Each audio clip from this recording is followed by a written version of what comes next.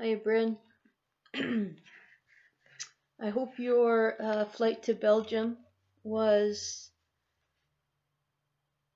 relaxing. I've got our last chapter of Pippi Longstocking in the South Seas for you. Chapter 12. Pippi Longstocking doesn't want to grow up.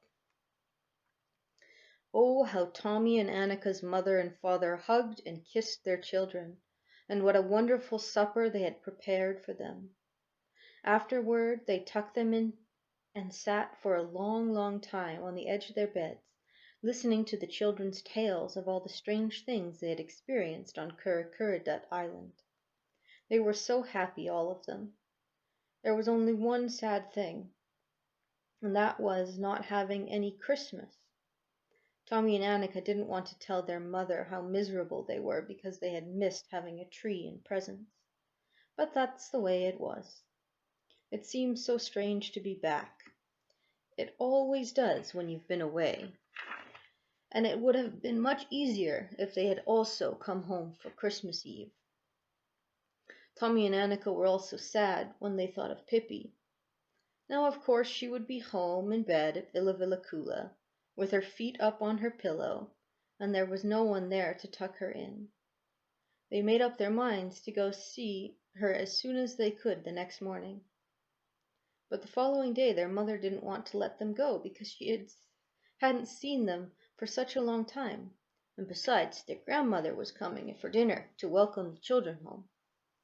Tommy and Annika wondered anxiously what Pippi could be doing all day, and when it began to get dark they couldn't stand it any longer. "Please, mother, we have to go and see Pippi," said Tommy. "Oh, yes, run along then," said Mrs. Sedegren, "but do not stay very long." Tommy and Annika ran off. When they got to the garden gate of Villa Villacula, they stopped and stared in amazement. It looked like a Christmas card. The whole house was softly blanketed with snow, and there were gleaming lights in all the windows. A torch was burning on the veranda and shedding its brightness over the snow-covered lawn. One path to the veranda was neatly shoveled, so Tommy and Annika didn't have to wade through drifts. Just as they were stamping the snow off their feet on the veranda, the door opened and there stood Pippi. "Merry Christmas," she said. She ushered them into the kitchen, and there was a Christmas tree.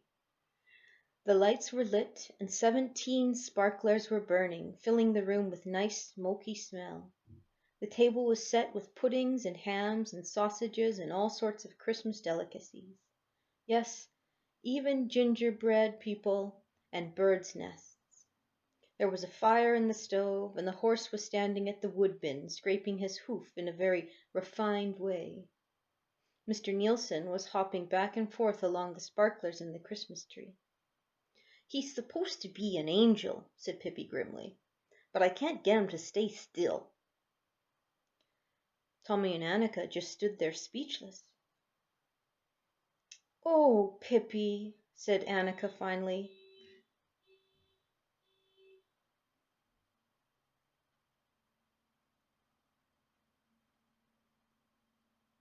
"How wonderful! When did you find all the time to do this?" "Me," said Pippi. "I'm the hard-working type." Tommy and Annika were suddenly overwhelmed with happiness. "I think it's just grand to be back in Villa Villacula again," said Tommy. They sat down around the table and ate piles of ham and pudding and sausages and gingerbread people, and everything tasted better to them than bananas and breadfruit. "But Pippi, it isn't Christmas at all," said Tommy. "Yes, sir," said Pippi. "The Villa Villacula almanac is slow. I will have to take it to the almanac maker and have it adjusted so it'll run properly again." "How wonderful," said Annika again. "We celebrated Christmas after all. Except for without Christmas presents, of course." "That reminds me," said Pippi. "I've hidden your Christmas presents. You'll have to find them yourselves." Tommy and Annika's faces became flushed with excitement as they sprang up and started hunting. In the wood bin, Tommy found a big package which was labeled Tommy. Inside was a fine set of paints. Under the table, Annika found a package with her name on it. Inside was a pretty red parasol. I can take this with me to Kurikuridat Island the next time I go, said Annika. High up on the hood of the stove were two more packages. One contained a small jeep for Tommy, and the other a set of doll's dishes for Annika. A small package was also hanging on the horse's tail. In it was a clock for Tommy and Annika's bedroom. When they had found all their presents, they gave Pippi big hugs and thanked her over and over again. She was standing at the kitchen window, looking out at all the snow in the garden. Tomorrow we'll build our big snow hut, she says, and we'll have lights burning in it all night. Oh, yes, let's, said Annika, feeling happier than ever to be home. I'm wondering if we could make a ski slope running down from the roof to the snowdrifts below. I'm going to teach the horse how to ski, but I can't decide whether he needs 4 skis or 2. We are going to have a wonderful time tomorrow, said Tommy. What luck that we come home in the middle of Christmas vacation. We are always going to have fun, said Annika, at Villa Villacula, on Kurikuridat Island, and everywhere. Pippi nodded in agreement. They had crawled up on the kitchen table, all 3 of them. Suddenly, a dark shadow passed over Tommy's face. I never want to grow up, he said emphatically. I don't either, said Annika. No, that's nothing to wish for, being grown up, said Pippi. Grown-ups never have any fun. They only have a lot of boring work and wear silly clothes, and they have corns and municipal taxes. It's called municipal, said Annika. Well, anyways, it's the same nonsense, said Pippi. And then they're full of superstitions and all sorts of crazy things. They think that something terrible is going to happen if they happen to stick their knives in their mouth while they're eating, and things like that. And they can't play either, said Annika. Ugh, how awful to have to grow up. Who says we have to grow up, said Pippi. If I remember right, I have a few pills somewhere. What sort of pills, said Tommy.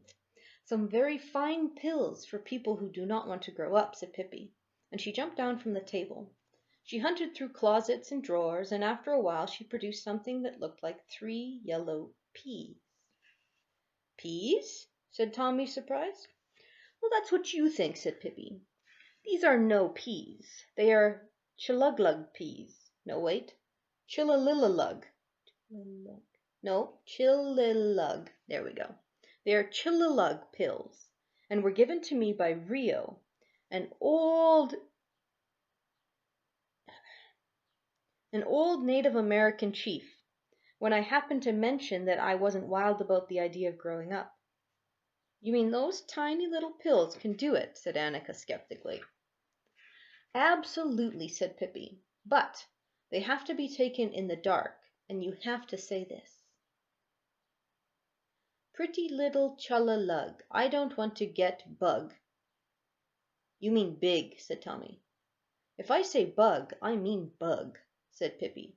That's the trick, you see. Most children say big, and that's the worst thing that can happen, because then you start to grow more than ever. Once there was a boy who ate these pills, and he said big instead of bug, and he started to grow until it was a nightmare. Many, many feet every day. It was terrible. He was all right as long as he could go around grazing under the apple trees the way a giraffe does. But then he got too big, and that didn't work any longer. Then some ladies came to visit, and they wanted to say, what a nice big boy you've grown up to be. And they had to shout into a megaphone so that he could hear them. All you saw of him was his long, skinny legs, disappearing up into the clouds like 2 flagpoles. He was never heard of after that. Oh, yes, once he was. That was when he took a lick at the sun and got a blister on his tongue. Then he let out such a roar that the flowers down on earth wilted. But that was the last sign of him. Though his legs are probably still wandering around in Rio, making awful mix-ups in traffic. Ooh, I wouldn't dare eat one of those pills, said Annika, terrified, in case I might say the wrong thing. You won't say the wrong thing, said Pippi reassuringly. If I thought you'd do that, I wouldn't give you one. Besides, it would be boring to have just your legs to play with. Tommy and me and your legs. That would be fine company. I won't make the mistake, Annika, said Tommy. They turned the Christmas tree lights out. The kitchen was in complete darkness, except near the stove, where the fire glowed behind the stove door. They sat down in silence in a circle, and in the middle of the floor, holding one another by a hand. Pippi gave Tommy and Annika each a chillilug pill. Chills ran up and down their spines. Just think, in a second these powerful pills will be down in their stomachs, and then they would never have to grow up. How marvelous that would be. Now, Pippi whispered, pretty little chillilug, I don't want to get bug. They said all together and swallowed their pills. The deed was done. Pippi turned on the ceiling light. That's it, she said. Now we don't have to grow up and have corns and other miseries. Though the pills have been lying around in my closet for so long that one can't be absolutely sure that all the strength has gone out of them. But we have to hope for the best.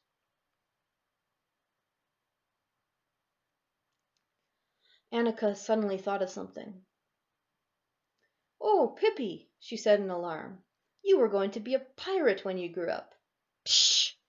I can be one anyway, said Pippi. I can still become a nasty little pirate who spreads death and destruction around me. She was quiet for a while. Just imagine, she said, if a lady walks by here one day, many, many years from now, and she sees us running around in the garden. Perhaps she will ask, Tommy, how old are you, my little friend?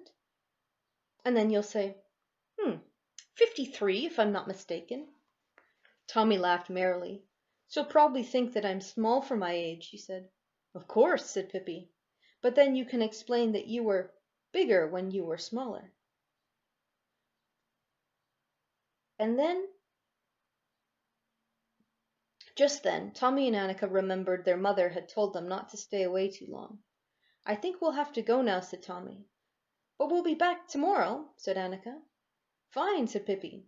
We'll get started on the snow hut at 8 o'clock. She walked them to the gate, and her red pigtails danced around her as she ran back to Villa Villacula. You know, said Tommy, a while later when he was brushing his teeth, if I had known that those were chillilug pills, I would have been willing to bet they were ordinary peas. Annika was standing at the window of their room in her pink pajamas, looking towards Villa Villacula. Look, I see Pippi, she called out, delighted. Tommy rushed to the window too. Yes, there she was. Now that the trees didn't have any leaves, they could look right into Pippi's kitchen. Pippi was sitting at the table with her head propped up against her arms. She was staring at the little flickering flame of a candle. She seemed to be dreaming. She looked so alone, said Annika, and her voice began to tremble a little. Oh, Tommy, if only it were morning so that we could go to her right away. They stood there in silence and looked out into the winter night. The stars were shining over Villa Villacula's roof. Pippi was inside. She would always be there. That was a comforting thought. The years would go by, but Pippi, Tommy, and Annika would not grow up. That is, of course, if the strength had not gone from those chillilug pills. There would be new springs and summers, new autumns and winters, but their games would go on. Tomorrow they would build a snow hut and make a ski slope from the roof of Villa Villacula.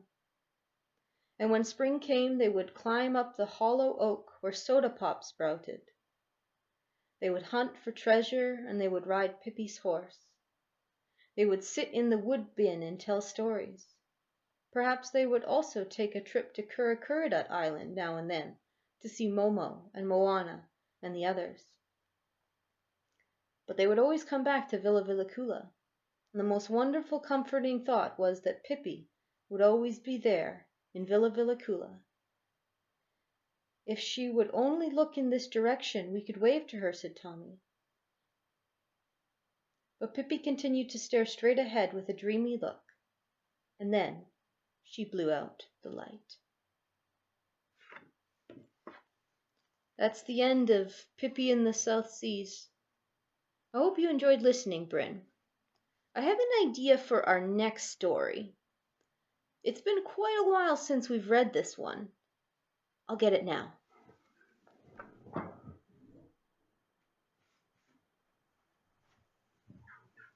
Do you remember The Secret World of Ugg?